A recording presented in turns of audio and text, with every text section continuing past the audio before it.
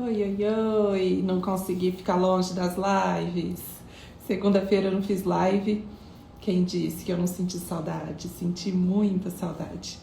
Mas eu queria contar para vocês uma coisa relacionada a um aprendizado muito recente que eu tive com o hackeamento do celular da escola. E daí eu tenho muita facilidade para gravar assim ao vivo, mais do que gravar para deixar depois lá no IGTV. Então vou por aqui gravar, se alguém estiver por aqui. Bru tá aqui, boa noite, lindona. Pode ficar muito à vontade. Quem não tiver, vai assistir depois e quem sabe se beneficiar dessa reflexão.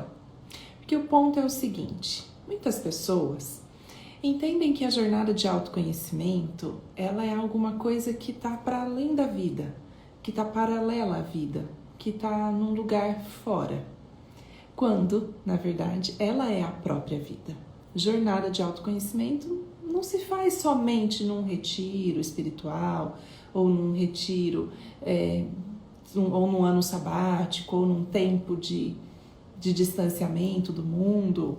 Não, também pode ser, mas não apenas. É uma jornada que se dá enquanto se vive. E aí, pensando sobre isso, eu decidi contar para vocês que já há alguns anos eu venho decidindo todos os dias aprender com a vida como ela é. E quando as situações difíceis, desafiadoras aparecem na minha vida, não significa que imediatamente eu sei lidar com elas, não significa que eu tenho mais facilidade do que as outras pessoas para lidar com a vida, não significa também que eu, de alguma maneira, lido assim, nossa, nem parece que a Natúcia se estressa com as coisas, você lida de maneira tão leve com os problemas. Isso é o que parece, né? Não o que de fato é. Na verdade, o que é fato dessa superficialidade que fica para as pessoas é que eu tenho muita disponibilidade para aprender. Talvez pela minha jornada pedagógica, docente, né? Essa vida de professora que eu venho trilhando desde bem cedo, talvez por isso eu tenha facilidade mesmo para entrar em processo de aprendizagem, de desenvolvimento. E isso pode facilitar a que eu lide melhor com a realidade como ela é, né? Mas não significa que seja simples para mim ou romântico, né? A Bru tá aqui comentando, e como? Oi, gente que chegou por aqui, boas-vindas, viu? Eu disse que senti muita saudade da live de segunda e tenho uma partilha para falar para vocês, então decidi vir aqui ao vivo para compartilhar com quem estivesse nessa hora aqui na rede e depois também com as pessoas que vão assistir, né? E aí quem chegou depois, fique por aqui, bem-vindos, viu? Então é o seguinte, nessa reflexão sobre essa jornada de autoconhecimento, que eu acredito que ajuda as pessoas que têm uma certa curiosidade, falar, mas o que é essa história de autoconhecimento? Será que eu preciso fazer uma terapia para me autoconhecer? Será que eu preciso fazer um retiro para me conhecer? Será que eu preciso fazer um curso? Tenho para se conhecer? Eu tenho um curso lindo, né, a respeito de autoconhecimento. Então, todas essas são possibilidades. Você pode fazer terapia, você pode fazer retiro, você pode fazer o curso para se conhecer, você pode participar de grupos terapêuticos. Tudo isso, todas essas são possibilidades, mas não isentam a gente de vivenciar a vida como ela é, de lidar com a vida como ela é e aprender a partir do cotidiano.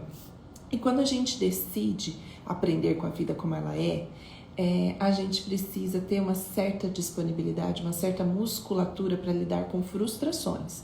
Que nós, assim como as crianças, tem muita gente que fala, minha criança não sabe lidar com frustração, e nós sabemos quanto é que nós estamos lidando com frustrações, né?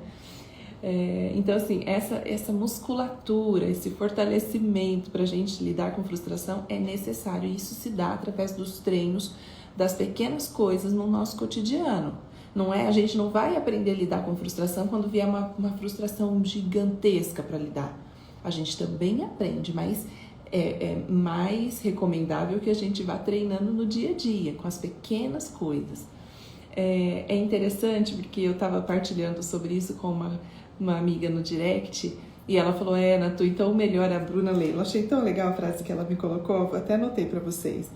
Ela falou assim, o jeito é fortalecer para conseguir amortecer o tombo. Né? A gente estava falando sobre essa situação de aprender com a vida como ela é. Então, como que a gente fortalece? Na ginástica, a gente fortalece os músculos, não é? E como que a gente faz isso? Com treino, com disciplina. Então, essa vivência de se empenhar numa jornada de autoconhecimento exige disciplina espiritual. Essa disciplina da essência, que vem de dentro, que vem do âmago, que vem dessa profunda decisão de aprender sobre quem somos, sobre como sentimos, sobre a maneira como nós agimos no mundo, a maneira como nós nos relacionamos. E daí, na semana que passou, quinta-feira passada, o celular da escola foi hackeado. Foi uma situação tão sincrônica, assim, em relação ao que eu estava fazendo junto com a Bru. Nós estávamos juntas online, ela lá na casa dela, eu aqui, trabalhando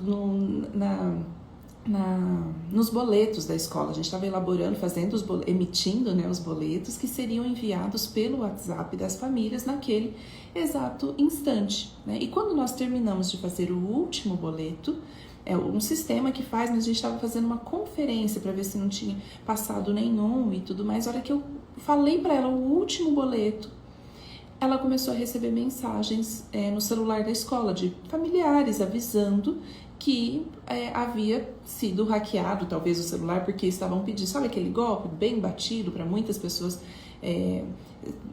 Muitas pessoas conhecem aquele que mandam mensagem pedindo uma transferência, usando até de certa maneira a linguagem que eu utilizo, enfim, ou chamando a pessoa da maneira como eu chamo. A pessoa trocou a foto do celular na escola e colocou uma foto minha, e aí parecia que era então eu pedindo esse dinheiro, esse valor de transferência. E se a pessoa prosseguia a conversa, então o golpista me enviava um número de conta para transferir. Por sorte, ninguém caiu no golpe, muitas pessoas avisaram no meu direct, no direct da escola, mesmo no WhatsApp, enquanto ele ainda funcionava, né? Porque depois a gente foi bloqueando tudo. E foi muito, como eu estava dizendo, muito sincrônico, assim, no momento em que a gente ia enviar os boletos, nós fomos pausadas pela demanda, por ligação. Era a ligação que chegava, a mensagem que chegava, ou ligações também no meu celular, enfim. E aí aquele susto, aquela tomada de decisão, rapidamente tem que tomar decisão do que fazer e avisar as pessoas e se desculpar com aquelas que já estavam se comunicando. Então aquela decisão rápida, claro, nós pausamos os boletos e que iam ser encaminhados para que não houvesse nenhuma confusão, bloqueamos o número, ligamos na operadora para bloquear, o WhatsApp foi imediatamente bloqueado, enfim. Isso não impede que novos golpes sejam feitos aí até com meu nome, enfim, a gente tem que ficar sempre atentos porque os números, né, foram acessados por esse golpe, então pode ser que tenham também sido salvos. Enfim, um constrangimento tremendo e tudo mais. Mas é a vida como ela é, né? E essa vida como ela é traz mensagens, sempre. Todas as situações, as que a gente considera boas e as que a gente considera difíceis, desafiadoras, trazem mensagens. E essas mensagens chegam nem sempre de maneira prazerosa, né? Mas as mensagens estão ali. A gente é que vai tomar a decisão de vou aprender com a realidade como ela é ou eu vou resistir a essa realidade e confrontar a realidade. Então essa tendência que as pessoas às vezes têm de confrontar a realidade, de ficar debatendo, resistindo, discutindo, lamuriando a partir da realidade, pode fazer parte também do processo de desenvolvimento. No entanto, não traz necessariamente aprendizado. Né? Quanto mais bate cabeça e quer olhar para outro lado, parece que a situação fica te virando ali para você lidar com essa realidade como ela é. Então, voltando aí ao exemplo do celular, eu fiz um resgate, assim, e para mim, tanta simbologia, sabe, sobre essa quebra, porque, enfim, a resolução foi a seguinte: troca o número do celular. Acabou aquele, nós trocamos, então um novo número nasceu a partir dessa situação. E esse primeiro número não era da escola, na verdade ele era um número meu, que ele, quando eu abri a escola, estava até na fachada, ficou na fachada da escola por 2 anos. Até os cachorros da rua tinham aquele celular. todo mundo que queria tinha o contato diretamente comigo, as famílias da escola, as pessoas que tinham interesse em conhecer a escola e saber informações mais funcionais, mais práticas a respeito de valores, horários, enfim, tudo era naquele celular. Porque quando a escola abriu nem tinha ainda um telefone fixo, depois é que foi ter.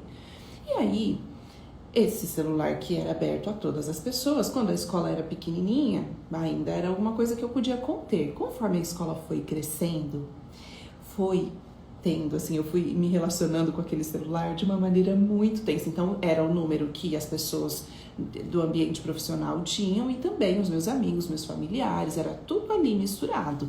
A minha vida era toda muito misturada, né? Então, era uma mãe ali de 2 bebês, empreendedora da escola, e tudo era realmente assim, né?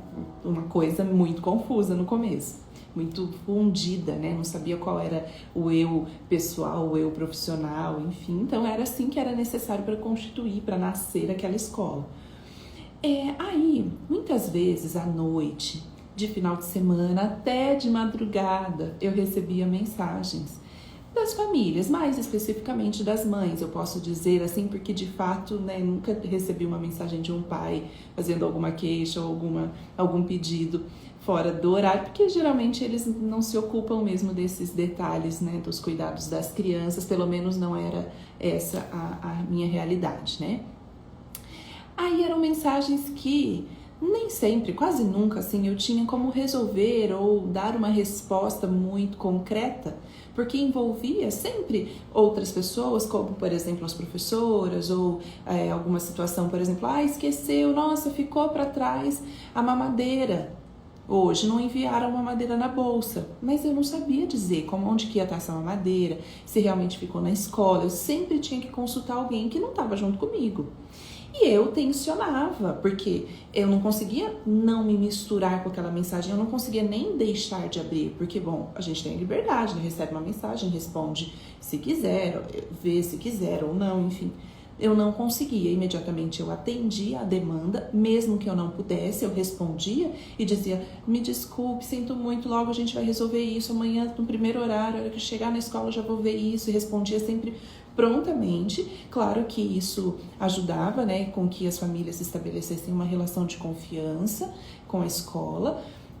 No entanto, ao mesmo tempo de uma dependência, né, porque eu ficava ali sempre à frente dessas resoluções, e aí eu estava citando o caso da mamadeira, outra vez era um arranhão, que de repente nem a professora viu, nem a criança relatou, porque criança em escola é assim, elas chegam às vezes com um roxinho, porque bateu em algum lugar e não necessariamente teve um sofrimento, um choro, uma manifestação de dor, né, simplesmente foi alguma coisa que passou e as crianças atravessam, né.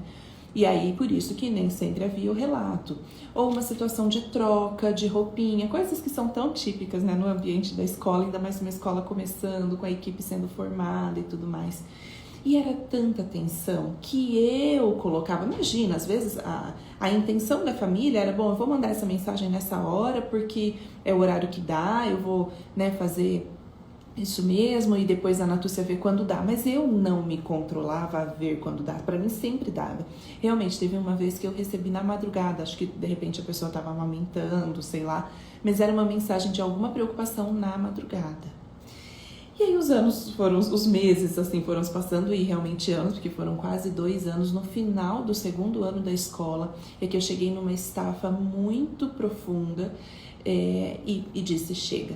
Foi uma última mensagem que eu me lembro assim como se fosse hoje. Eu estava terminando de preparar o jantar dos meninos e eu me desorganizei completamente na relação com os meus filhos, porque fui responder àquela demanda que eu não podia responder, então eu só fiquei com a atenção toda. Naquele dia eu decidi, eu não posso mais lidar com isso, eu preciso colocar um limite. Daí eu abri mão desse número e esse número ficou para a escola e eu tive um novo número. Até hoje eu tenho uma certa restrição com o meu celular, com o meu número de WhatsApp, que vem dessa experiência prévia, né? Então, é claro que isso se refere muito mais a mim do que tenho dificuldade para estabelecer alguns limites do que as pessoas. As pessoas podem ter o número de celular e ainda caber a mim dizer se vou responder, se não, se vou priorizar ou se não, se vou ouvir o áudio ou se não, se vou assistir ao vídeo ou não, enfim, né? Porque às vezes as pessoas enviam situações e coisas, até me posicionei outro dia dizendo que no direct ou mesmo no WhatsApp eu não atuo como terapeuta, né, que tem um espaço propício para isso.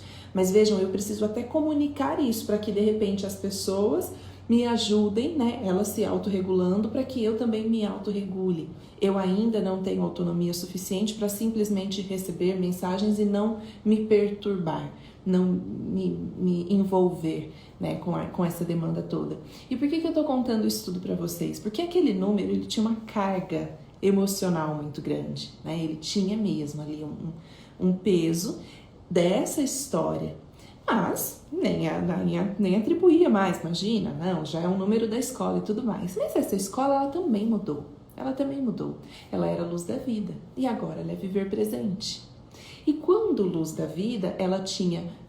Quem quiser saber do porquê da mudança do nome da escola, lá no Insta da escola tem um vídeo explicando, tem uma questão burocrática de nome, de registro de nome, já havia uma escola com esse nome registrado, patenteada, e a gente precisava mudar para poder patentear esse nome, um novo nome, né? Então quem quiser saber mais detalhes, depois assiste a esse vídeo. Mas também há uma simbologia nessa mudança, né? Então essa Luz da Vida, que era uma escola muito idealizada, no sentido de, como reflexo meu, né, de uma pessoa que se exige constantemente a perfeição, então essa escola também vibrava nessa onda de que tinha que ser luz, mas esquecia que também tinha vida, que também contemplava a humanidade. E aí eu já contei para vocês sobre esse meu processo de ir soltando as rédeas desse controle, de aceitando que a escola, ela só vai sobreviver a partir da nossa humanidade, da humanidade das pessoas que estão ali, sendo a comunidade escolar, os educadores, as pessoas que contribuem para a manutenção e a minha própria humanidade. Quem ainda estiver esperando uma escola perfeita, já não vai encontrar mais reverberação na Viver Presente. Na Luz da Vida ainda havia tantas projeções, porque eu acolhia tantas projeções, né? A gente às vezes atendia a demandas que nem a família fazia em casa. Um exemplo assim, às vezes, por exemplo, sorinho no nariz. A gente passava sorinho no nariz de todas as crianças. Isso quando a escola tinha 10, 15, até 30 era uma coisa. Quando começou a crescer a quantidade de crianças, a gente começou a entrar em contato com a realidade. E aí algumas pessoas avaliavam que então a gente estava caindo a qualidade. Quando, na verdade, a percepção da equipe era que nós estávamos entrando em contato e dando realidade para as famílias, né? E por que eu falo que às vezes nem a família mesmo fazia? Eu era uma pessoa, aqui os meus 2 meninos iam para Luz da Vida. Aqui em casa eu não tinha hábito de passar sorinho, mas lá na escola eles passavam. Eu comprava o sorinho para deixar na escola, mesma coisa repelente. Aqui nós não usávamos repelente no cotidiano, só quando ia para um lugar de natureza, de mato, enfim. Mas lá na escola passava repelente mais de uma vez por dia. Então havia essa projeção e a entrega de que, até a exigência de que a escola fizesse, mas não era porque a família exigia, não era porque a gente propunha, a gente aqui, eu mesma, propunha e, claro, a família passava a agora então exigir isso que eu propus, né? E conforme essa escola foi mudando e foi entrando em contato e lidando com a realidade como ela é, né? Veio muito a calhar a mudança de nome, de Luz da Vida para Viver Presente, porque essa vida aqui lida com a realidade como ela é e se desenvolve e cresce com a realidade como ela é, né? E aí quando mudou, esse número mudou nesse contexto de pandemia, nesse contexto de tantos desafios que a escola está vivendo, muitos desafios estruturais mesmo, né, que envolvem a saída de tantas famílias e, enfim, e a gente continua se mantendo ali nessa vivacidade com a contribuição das pessoas que permanecem e tudo mais. Mas o que eu quero dizer com isso, que de tudo, claro que foi muito desagradável esse número ter sido hackeado, as pessoas terem recebido mensagens pedindo dinheiro com a minha foto, com o meu nome, foi muito desagradável. Ao mesmo tempo, depois que passou, que a gente resolveu e as coisas foram para os devidos lugares, ufa, que gostoso ver um novo número, combinando com uma nova escola, com um novo nome, né, de escola, com uma nova proposta humana, né? Parece que esse número veio assim para trazer a plaquinha de Aís. Agora você está vendo que realmente existe essa concretude da humanidade aqui, né? As pessoas que trabalham são humanas, você é humana, os pais são humanos, as crianças são humanas. E é tão interessante porque sempre havia o acolhimento à humanidade das crianças, das famílias, até da equipe, mas não havia o acolhimento da minha humanidade e da humanidade dos processos, que às vezes contemplam falhas, contemplam deslizes, porque são vivenciados por seres humanos, né? E então, assim, essa simbologia toda que a gente aprende a ver no cotidiano, ela vem através dessa disciplina, dessa decisão de, olha, eu posso aqui sentar e ficar chorando, lamentando porque o número foi hackeado, ou eu posso olhar para isso e buscar, para que será que esse número foi hackeado? Para quê?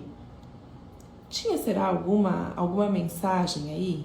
Essa mudança é bem-vinda, né? E claro que, olha, isso podia vocês nunca nem saberem e esse aprendizado ficar só para mim, que ótimo, que bom, também seria maravilhoso eu desfrutar desse aprendizado e me dar conta disso, né? Por que eu tô contando para vocês? Porque é uma bobeira ou ainda um desafio, que não só foi uma coisa boba, mas sim um desafio, uma situação muito difícil e que trouxe um aprendizado. E que trouxe a possibilidade de poder soltar, de poder não se apegar ao sofrimento e à dor, porque foi muito chato.